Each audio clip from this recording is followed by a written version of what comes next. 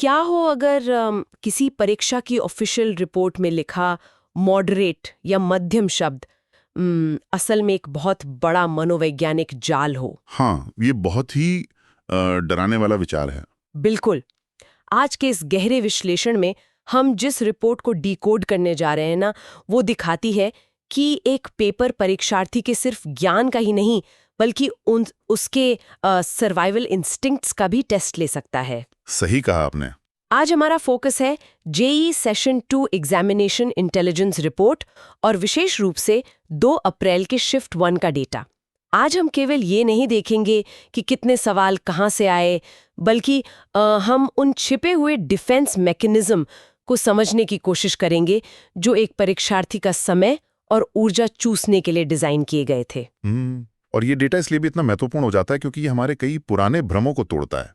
चलिए इसको थोड़ा विस्तार से समझते हैं। हाँ, मतलब हम अक्सर पेपर को एक बहुत ही सीधे पैमाने पर देखते हैं ना, कठिन है, आसान है या मध्यम है। लेकिन इस रिपोर्ट का जो एनालिसिस है वो ये साबित करता है कि सिर्फ मॉडरेट कह देना असल में पेपर की असली क्रूरता पर पर्दा डालना है। लेकिन एक सेकंड रुकिए, मेरी समझ से डेटा की शुरुआत में ही एक बहुत बड़ा विरोधाभास है। हाँ, कैसा विरोधाभास? मतलब अगर रिपोर्ट ओवरऑल पेपर को मॉडरेट कह रही है तो आखिर सबका निष्कर्ष क्या है? बाहर इतना शोर क्यों है? इस शिफ्ट को इतना थका देने वाला क्यों माना जा रहा है? ऊपरी तौर पर देखने से ऐसा ही लगता है, लेकिन सांख्यिकी या स्टैटिस्टिक्स की दुनिया में एक बहुत मशहूर बात है कि जो औसत होता है ना, वो अक्सर सबसे खतरनाक सच्चाइयों को छिपा लेता है। अच्छा। हाँ, जब हम ओवरऑल कठिनाई का मीटर देखते हैं तो वो सब कुछ मिलाकर बीच में यानी मॉडरेट पर आकर रुक जाता है। लेकिन जैसे ही हम डेटा को विषय के अनुसार तोड़ते हैं तो हर विषय की असली फितरत सामने आ जाती है। एकदम सटीक। अगर हम इसको बड़े परिदृश्य से जोड़कर देखें तो हर विषय ने अपना एक अलग बचाव का तरीका या डिफेंस मैकेनिज्म अपनाया हुआ है। जैसे फिजिक्स को मॉडरेट टू डिफिकल्ट कैटेगरी में रखा गया है, लेकिन इसका जो असल ग्राफ है वो हाई एंड स्पाइक्स दिखाता है। स्पाइक्स मतलब अचानक से कठिनाई बढ़ना। बिल्कुल, पेपर सीधा चल रहा है और अचानक से कठिनाई एक पहाड़ की तरह खड़ी हो जाती है। वहीं मैथमेटिक्स का मीटर मॉडरेट बट लेंदी है। यहाँ सवालों की गहराई से ज्यादा उनकी लंबाई डराती है। बाप रे। और केमिस्ट्री का क्या? केमिस्ट्री, जिसे हमेशा एक सेफ जोन माना जाता है, उसे सिर्फ मॉडरेट का टैग दिया गया है। लेकिन डेटा कहता है कि इसके लिए एक बहुत ही ब्रॉड कॉन्सेप्चुअल मास्टरी की जरूरत थी। ये तो हर विषय का एक अलग व्यक्तित्व हो गया। मतलब बाहर से शांत दिखने वाला समंदर अंदर से पूरी तरह तूफानी है। बिल्कुल, यही बात है। अगर हम इसे एक युद्ध नीति की तरह देखें तो हर मोर्चे पर दुश्मन एक अलग हथियार का इस्तेमाल कर रहा है। चलिए इस चक्रव्यूह के पहले मोर्चे से शुरुआत करते हैं, फिजिक्स। हाँ, फिजिक्स का डेटा बहुत दिलचस्प है। रिपोर्ट में इसके कठिनाई के ग्राफ को देखकर मुझे सीधे तौर पर किसी पुराने वीडियो गेम की याद आती है, जहां खिलाड़ी शुरुआत के लेवल्स बहुत आसानी से पार करता जाता है। उसे लगता है कि वो जीत रहा है और फिर अचानक एक बॉस लेवल आ जाता है। हाँ, बिना किसी चेतावनी के एक खूंखार बॉस लेवल जहां सब कुछ खत्म हो जाता है। ये वीडियो गेम बॉस वाली एनालॉजी यहाँ एकदम परफेक्ट बैठती है। फिजिक्स का डिफिकल्टी डिस्ट्रीब्यूशन पूरी तरह से इसी साइकोलॉजी पर काम कर रहा है। वो कैसे? डेटा के अनुसार पूरे 50% सवाल सीधे तौर पर इजी कैटेगरी में हैं। इनमें से लगभग 5 सवाल तो ऐसे हैं जो पूरी तरह से मेमोरी या याददाश्त पर आधारित हैं। तो कोई भी छात्र जो थोड़ी सी भी तैयारी के साथ गया है, वो इन सवालों को देखकर बहुत आश्वस्त हो जाएगा। बिल्कुल। इसके बाद 33% सवाल मॉडरेट हैं। तो फिर शोर किस बात का है? अगर 83% पेपर इजी और मॉडरेट है तो किसी भी अच्छे छात्र को तो इसे 20 मिनट में उड़ा देना चाहिए। यहीं पर तो सबसे बड़ा ट्रैप है, वो बचा हुआ 17% हिस्सा। अच्छा, वो बॉस लेवल। हाँ, ग्राफ में ये 17% एक अचानक उठे हुए स्पाइक की तरह दिखता है। इस 17% हिस्से में 3 सवाल ऐसे हैं जो मॉडरेट लेकिन भयंकर रूप से लंबे हैं, 2 सवाल विशुद्ध रूप से कठिन हैं और 1 सवाल ऐसा है जिसे हम आउटलायर कह सकते हैं। आउटलायर यानी ऐसा सवाल जो उस शिफ्ट में पूछा ही नहीं जाना चाहिए था। एकदम सही। लेकिन अगर ये 17% सवाल इतने ही मुश्किल हैं तो एक समझदार छात्र उन्हें सीधे छोड़ क्यों नहीं देता, आगे बढ़ जाए और बाकी आसान सवालों पर फोकस करे? क्योंकि एग्जाम हॉल के अंदर संक कॉस्ट फैलेसी काम करती है। एक छात्र जो शुरुआत के 5-6 सवाल बहुत आसानी से हल कर चुका है, उसका कॉन्फिडेंस आसमान पर होता है। हाँ, वो सोचता मैं तो सब कर लूंगा। बिल्कुल, जब वो इस 17% वाले ट्रैप में फंसता है तो उसका ईगो उसे वो सवाल छोड़ने नहीं देता। वो सोचता है, अरे मैंने इलेक्ट्रोडायनामिक्स पढ़ा है, ये मुझसे कैसे नहीं होगा। और उसी एक सवाल में वो 8 से 10 मिनट बर्बाद कर देते हैं। यही इस पेपर का सबसे बड़ा डिफेंस मैकेनिज्म है। ये आपकी नॉलेज नहीं, आपका ईगो टेस्ट कर रहा है। ओहो, मतलब जो सवाल डिजाइन किए गए हैं वो आपको लालच देके खड्डे में गिराने के लिए बने हैं। बिल्कुल। और अगर हम डोमेन की बात करें, ऐसे कौन से टॉपिक्स हैं जिन्होंने इस पेपर में सबसे ज्यादा वजन रखा? यहाँ इलेक्ट्रोडायनामिक्स और थर्मल फिजिक्स का साफ तौर पे दबदबा है। डेटा बताता है कि अकेले करंट इलेक्ट्रिसिटी से 8% सवाल आए हैं। 8%? ये तो बहुत बड़ा नंबर है। बिल्कुल। इसके बाद हीट एंड थर्मोडायनामिक्स का वेटेज 7.33% है और एटम्स एंड न्यूक्लियाई 6.67% पर है। यानी जो छात्र इन पिलर्स को मजबूत करके गया था, उसके लिए बेसलाइन मार्क्स सिक्योर करना आसान था। तो यहाँ से एक बात बहुत क्लियर हो जाती है, फिजिक्स में जीतने का सीधा सा मंत्र है कि पहले शिकार की तरह उन 50% आसान सवालों को खोज कर हल करो। हाँ, और शुरुआत में ही उस 17% के कठिन जाल में बिल्कुल ना फंसा जाए। सही कहा। अब फिजिक्स अपने जाल इन हाई एंड स्पाइक्स में छिपाता है, ये तो हमने समझ लिया। लेकिन क्या होता है जब कोई पेपर डिफिकल्टी को हथियार की तरह इस्तेमाल ही ना करे? यहीं से हम एंटर करते हैं मैथमेटिक्स के जोन में, जहां दुश्मन कठिन कॉन्सेप्ट नहीं बल्कि घड़ी है। बिल्कुल। रिपोर्ट मैथमेटिक्स को एक एंड्योरेंस टेस्ट यानी धैर्य और सहन शक्ति की परीक्षा बताती है। सहन शक्ति मतलब दिमाग थका देने वाला काम। क्योंकि अगर हम सिर्फ कॉन्सेप्ट्स की बात करें तो मैथ का पेपर 40% आसान और 40% मॉडरेट है। सिर्फ 20% सवाल ही तकनीकी रूप से कठिन है। मुझे यहीं पर एक आपत्ति है। मेरा सवाल है कि अगर 80% सवाल कॉन्सेप्चुअली आसान या मध्यम है और किसी छात्र के बुनियादी कॉन्सेप्ट्स पूरी तरह स्पष्ट हैं, तो फिर मैथ में इतना समय क्यों लगना चाहिए? मेरा मतलब है, क्या जेईई जैसी परीक्षा का मकसद ब्रिलियंस या टैलेंट को परखना नहीं है? ये बहुत ही जायज सवाल है, लेकिन सच तो ये है कि जेईई अब सिर्फ ब्रिलियंस का टेस्ट नहीं रहा। ये इनएफिशिएंट कंप्यूटेशन या धीमी गणना के लिए बहुत भारी जुर्माना वसूलता है। अच्छा, तो स्पीड ही सब कुछ है? स्पीड और फोकस। रिपोर्ट साफ कहती है कि मैथ का सेक्शन एक बहुत बड़ा टाइम सिंक है। आपको रास्ता पता है, आप फॉर्मूला जानते हैं, लेकिन उस रास्ते पे पत्थर इतने बिछाए गए हैं कि आप मंजिल तक पहुंचते पहुंचते मानसिक रूप से पूरी तरह थक जाते हैं। कि एक सवाल का जिक्र है, शायद वो इस ट्रैप को सबसे अच्छे से समझाता है। हाँ, वो पीएनसी का सवाल इस पूरे एंड्योरेंस टेस्ट का एक परफेक्ट मास्टर क्लास है। सवाल की लैंग्वेज बहुत सीधी है। 1, 2, 3, 5, 7 अंकों का इस्तेमाल करके 7 अंकों की एक संख्या बनानी है। 7 अंकों की संख्या बनानी है, ठीक है, जहां हर अंक कम से कम एक बार इस्तेमाल हो। सुनने में तो ये बेसिक पीएनसी का सवाल लगता है। इसमें इतना टाइम क्यों लगेगा? यही तो कैच है।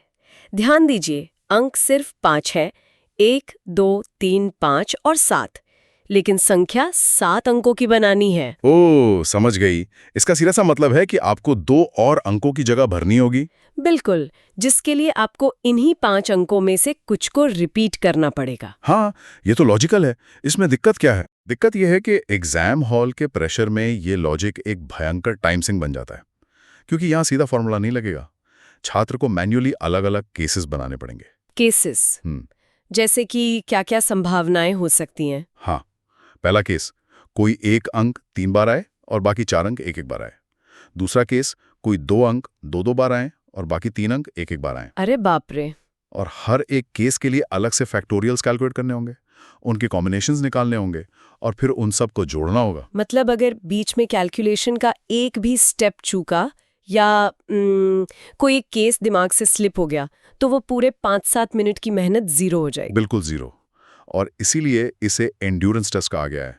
ये सवाल कॉन्सेप्चुअली मुश्किल नहीं है, कोई भी छात्र समझ जाएगा कि क्या करना है, लेकिन इसे एग्जीक्यूट करने में जो दिमागी फोकस चाहिए वो आपके बाकी पेपर का समय खा जाता है। ये तो लिटरली कमर तोड़ने वाली बात है। और अगर हम मुख्य विषयों की बात करें तो यहाँ कौन से टॉपिक्स लीड कर रहे हैं? यहाँ एल्जेब्रा और कैलकुलस का दबदबा है, जिसमें मैट्रिसेस एंड डिटर्मिनेंट्स सबसे बड़ा अनिवार्य हिस्सा है। ये अकेला टॉपिक पूरे मैथ का 7.6% हिस्सा कवर कर रहा है। तो मैथमेटिक्स बेसिकली आपको थका कर मारने की स्ट्रेटजी है। हाँ, यही उनकी रणनीति है। अब अगर हम आगे बढ़ें तो एक छात्र फिजिक्स के स्पाइक्स से बचता हुआ मैथ के दलदल में अपना समय और ऊर्जा लुटाने के बाद फाइनली उस सेक्शन पर पहुंचता है जिसे अक्सर लोग स्कोरिंग मानते हैं, केमिस्ट्री।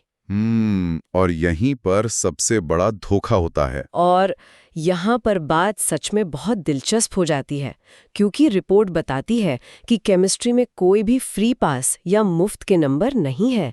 ये सबसे बड़ा साइलेंट किलर साबित हुई है। साइलेंट किलर एकदम सही शब्द है। केमिस्ट्री को लेकर जो एक धारणा बनी हुई है ना कि ये स्कोरिंग है, रिपोर्ट उस धारणा के परखच्चे उड़ा देती है। अगर आप केमिस्ट्री का डिस्ट्रीब्यूशन देखें तो ये पूरे पेपर का सबसे संतुलित या बैलेंस सेक्शन है। लेकिन बैलेंस्ड होना तो एक अच्छी बात होनी चाहिए ना? है ना? सामान्य तौर पर हाँ, लेकिन यहां बैलेंस का मतलब कुछ और है। डेटा देखिए, 37% आसान, 33% मध्यम और 30% कठिन। एक मिनट, 30% कठिन मतलब फिजिक्स के 17% स्पाइक से भी लगभग 2 गुना। यही तो इस डेटा का सबसे चौंकाने वाला पहलू है। फिजिक्स मुश्किल लग रहा था क्योंकि उसमें अचानक जंप आ रहे थे, लेकिन अगर हम विशुद्ध रूप से कठिन सवालों का प्रतिशत निकालें तो वो असल में केमिस्ट्री में सबसे ज्यादा है। मतलब यहाँ कोई शॉर्टकट नहीं है? बिल्कुल नहीं। यहाँ कोई स्ट्रक्चरल लूप होल नहीं है कि आपने 2-3 चैप्टर रट लिए और आप आधा पेपर सॉल्व कर लेंगे। 30% डिफिकल्ट होने का मतलब है कि ये सेक्शन आपसे हर चैप्टर की बहुत व्यापक वैचारिक समझ या ब्रॉड कंसेप्चुअल मास्टरी की डिमांड कर रहा है। क्या हम ये कह सकते हैं कि ये जो एनसीईआरटी की लाइन बाय लाइन रटने वाला ट्रेंड था, ये पेपर उसे भी तोड़ रहा है? 100% तोड़ रहा है। इस 30% कठिन सवालों का नेचर कैसा था? क्या गहराई का कोई उदाहरण है स्रोत में? हाँ, रिपोर्ट में 2 बहुत ही शानदार उदाहरण दिए गए हैं। पहला उदाहरण केमिकल इक्विलिब्रियम से है। ये सवाल सिल्वर क्रोमेट और सिल्वर ब्रोमाइड के सॉल्युबिलिटी प्रोडक्ट यानी केएसपी पर आधारित है। केएसपी के सवाल तो काफी स्टैंडर्ड होते हैं, इसमें क्या नया था? सवाल में केएसपी की वैल्यूज 32x⁵ और 4y³ के फॉर्म में दी गई थी। अब आमतौर पर एक छात्र सीधे फॉर्मूला लगाता है, लेकिन यहाँ असली लड़ाई केमिस्ट्री की थी ही नहीं। तो किसकी लड़ाई थी? यहाँ असली लड़ाई थी अल्जेब्रिक मैनिपुलेशन यानी बीजगणितीय हेरफेर की। एग्जाम के उस भयंकर दबाव के बीच जहां आपके हाथ पहले ही मैथ का पेपर सॉल्व करके कांप रहे हैं, वहां जड़ों का यानी x और y का सटीक कैलकुलेशन करना एक दुस्वप्न बन जाता है। Oh my God! एक छोटी सी सिली मिस्टेक और आपका आंसर नेगेटिव मार्किंग में। बिल्कुल। यह सवाल केमिस्ट्री के भेष में मैथ का वार था। ये तो बहुत ही क्रूर है। और दूसरा उदाहरण क्या है? दूसरा उदाहरण केमिकल बॉन्डिंग से है। ये O2 स्पीशीज के लिए एक डुअल स्टेटमेंट फॉर्मेट का सवाल है। डुअल स्टेटमेंट मतलब 2 कथन दिए गए थे? हाँ, लेकिन सिर्फ एक मॉलिक्यूल के लिए नहीं, 4 अलग-अलग स्पीशीज के लिए। तो इसका मतलब है कि एक ही सवाल का जवाब देने के लिए छात्र को उन चारों स्पीशीज के मॉलिक्यूलर ऑर्बिटल थ्योरी के गुणों की गणना करनी पड़ेगी? एकदम सही। आपको हर एक स्पीशीज का बॉन्ड ऑर्डर निकालना है, फिर देखना है कि किसमें अनपेयर्ड इलेक्ट्रॉन बच रहे हैं और किसमें नहीं। इसमें आप तुक्का या गेसिंग तो बिल्कुल नहीं मार सकते। ये ब्रॉड कॉन्सेप्चुअल मास्टरी का सबसे बड़ा सबूत है। और इस खामोश लेकिन खतरनाक सेक्शन में कौन से विषय सबसे आगे हैं? यहाँ ऑर्गेनिक और इनऑर्गेनिक सेगमेंट सबसे आगे हैं। अकेले कोऑर्डिनेशन कंपाउंड्स ने पूरे पेपर का 7.2% हिस्सा घेरा हुआ था। तो अगर हम एक कदम पीछे हटे और इस पूरे चक्रव्यूह को देखें, फिजिक्स आपको ईगो की लड़ाई में फंसाकर 17% के स्पाइक में मारता है। हाँ। मैथ्स आपको लंबे कैलकुलेशंस के दलदल में धकेलता है, और केमिस्ट्री जिस पर आपको सबसे ज्यादा भरोसा था, वो एक साइलेंट किलर की तरह 30% विशुद्ध कठिन सवालों के साथ खड़ी है। एग्जैक्टली। और यही कारण है कि इस मॉडरेट कहे जाने वाले पेपर ने परीक्षार्थियों को इतना थका दिया। अब यहाँ सवाल ये उठता है कि सिर्फ डेटा को डिकोड कर लेना काफी नहीं है। इतनी सारी जानकारी का तब तक कोई फायदा नहीं जब तक उसे इस्तेमाल न किया जाए। बिल्कुल सही बात है। जो लोग आगे की तैयारी कर रहे हैं, उनके लिए ये डेटा कैसे काम आ सकता है? इस पूरे गहन विश्लेषण के बाद आपके अनुसार भविष्य के लिए सामरिक निर्देश क्या होने चाहिए? अगर हम इस जानकारी को एक ठोस रणनीति में बदलें तो 3 मुख्य निर्देश सामने आते हैं। पहला है मैथमेटिक्स के लिए बजट टाइम बफर्स। मतलब समय का सामान्य बंटवारा यहाँ काम नहीं आएगा? पूरी तरह से फेल हो जाएगा। आप ये नहीं सोच सकते कि आप तीनों सब्जेक्ट्स को 60-60 मिनट देंगे। अलजेब्रा और कैलकुलस की भारी गणनाओं के लिए आपको जानबूझकर अलग से बफर समय रखना ही होगा। और फिजिक्स के लिए क्या निर्देश है? फिजिक्स के लिए रूल बहुत ही क्रूर लेकिन जरूरी है। Secure the floor, ignore the spikes. यानी उस 17% के बॉस लेवल को देखते ही भाग जाओ। बिल्कुल, शुरुआत में ही मुश्किल सवालों से उलझने के बजाय आक्रामक तरीके से उन 50% आसान सवालों को खोजकर हल करना चाहिए। अपना बेसलाइन स्कोर सुरक्षित करें। और तीसरा निर्देश जो सभी विषयों के लिए काम का हो। Target high yield course. अंतिम समय में पूरी किताब पढ़ने के बजाय केवल उन अध्यायों पर ध्यान देना चाहिए जिनका वजन सबसे ज्यादा है। जैसे मैथ में मैट्रिसेस एंड डिटर्मिनेंट्स जो 7.6% है, फिजिक्स में करंट इलेक्ट्रिसिटी 8% और केमिस्ट्री में कोऑर्डिनेशन कंपाउंड्स 7.2%। एकदम सही। सारा फोकस इन्हीं पिलर्स पर होना चाहिए। ये गहराई से किया गया विश्लेषण वाकई सिर्फ एक परीक्षा की कहानी नहीं है, बल्कि जानकारी को सही तरीके से छांटने का एक बेहतरीन उदाहरण है। हाँ, और ये एक बहुत ही अहम सवाल खड़ा करता है। वो क्या? अगर हम इस पूरे डिस्कशन को एक साथ रखकर देखें तो ये परीक्षाएं अब केवल रटे हुए ज्ञान को नहीं परख रही हैं। ये डिफेंस मैकेनिज्म, टाइम सिंक और कठिनाई के अचानक बढ़ने वाले स्पाइक्स के जरिए आपकी मानसिक सहन शक्ति को आजमा रही हैं। तो क्या इसका मतलब ये नहीं है कि आज के समय में सफलता इस बात पर कम निर्भर करती है कि आपको कितना आता है, बल्कि इस बात पर ज्यादा निर्भर करती है कि आपको ये पता हो कि कौन सा सवाल छोड़ना है और कब पीछे हटना है? बिल्कुल, ये क्राइसिस मैनेजमेंट है। आपको पता होना चाहिए कि किस सवाल पर अपना ईगो छोड़कर आगे बढ़ना है। ये एक बहुत ही उत्तेजक विचार है। क्या हम सिर्फ ज्ञान का परीक्षण कर रहे हैं या संकट प्रबंधन का? मैं श्रोताओं को इसी विचार पर सोचने का निमंत्रण देती हूँ। जानकारी होना एक बात है, लेकिन उस जानकारी के साथ चक्रव्यूह में टिके रहना बिल्कुल अलग बात है। आज के इस गहरे विश्लेषण को हम यहीं समाप्त करते हैं।